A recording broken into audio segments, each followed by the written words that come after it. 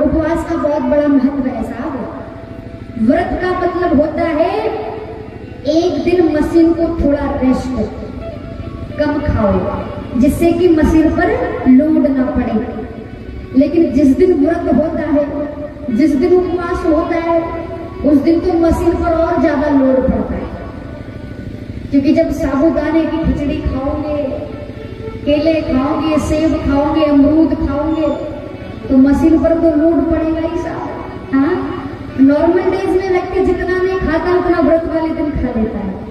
तो व्रत का मतलब भारत की धरती पर फलाहार। यदि कल एकादशी है तो माताओं को आज से चिंता सताने लग जाएगी। जाते वक्त पति से कहेंगे, सुनो जी कल एकादशी है, 2 दर्जन केले ले आना, 1 किलो सेब ले आना, आधा किलो साबुदाना ले आना, 1 पाव सिंघाड़े का आटा ले आना। पति बेचारा मन में विचार करता है इससे अच्छा था कि दाल रोटी खा के सो जाता।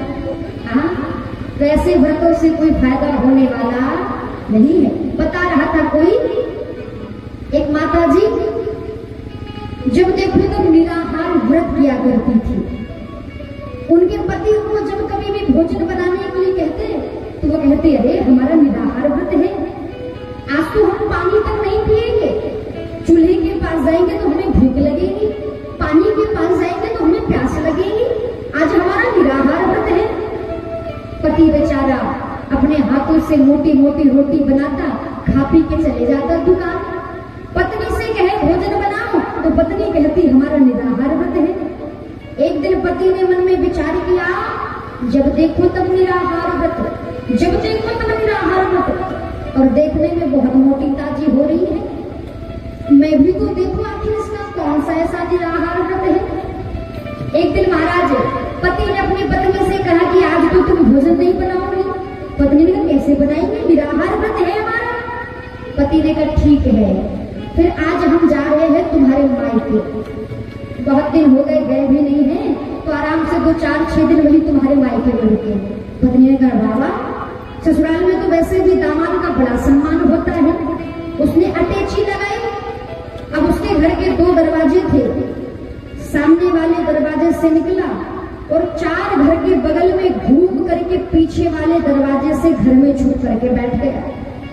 पत्नी गई दरवाजे पर, पत्नी ने देखा कि हमारे पति देवता तो गए हमारे मायके।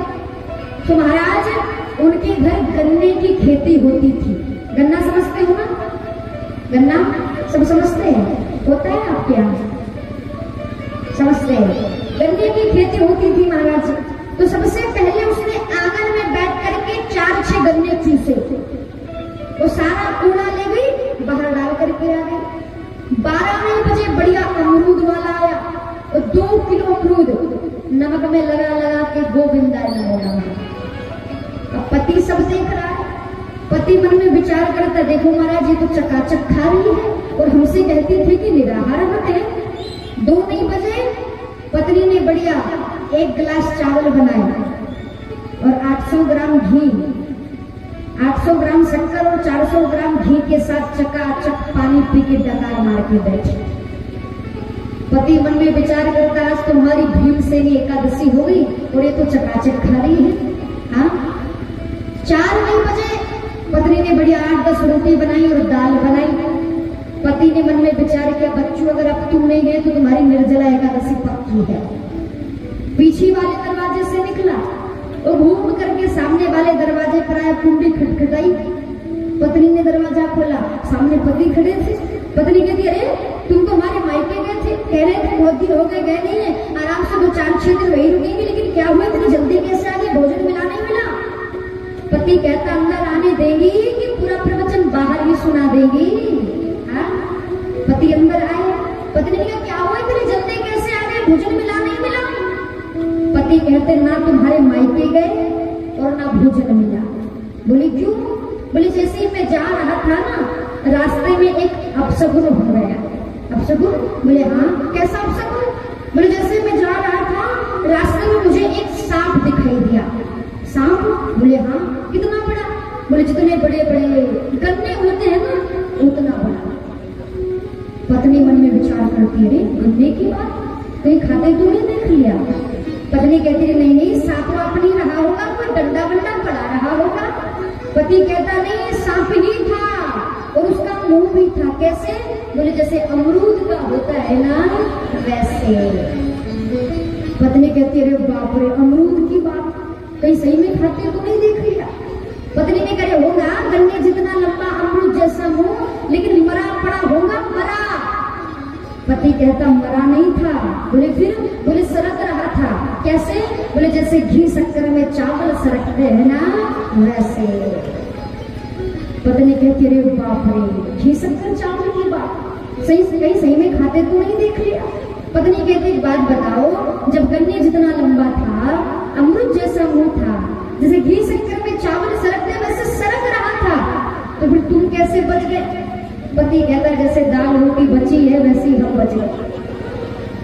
थोड़ी देर और नहीं आते, ये है तुम्हारा निर्जला व्रत, ये है तुम्हारा निराहार व्रत। तो महाराज ऐसे व्रतों से कोई फायदा होने वाला नहीं है।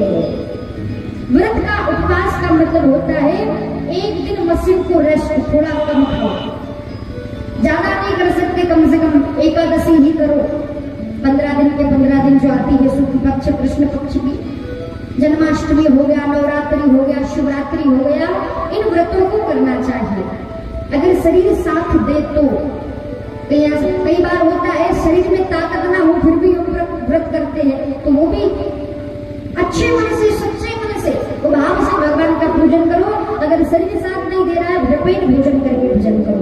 भगवान ये नहीं कहते कि तुम भूखे रहो तभी मैं कृपा करूंगा, बिल्कुल नहीं। लेकिन अगर आपके अंदर सामर्थ्यता है, शरीर में क्षमता है, तो व्रत करो, क्योंकि व्रत का भी बहुत बड़ा महत्व है। साइंस भी कहता है कि व्यक्ति को व्रत करना चाहिए।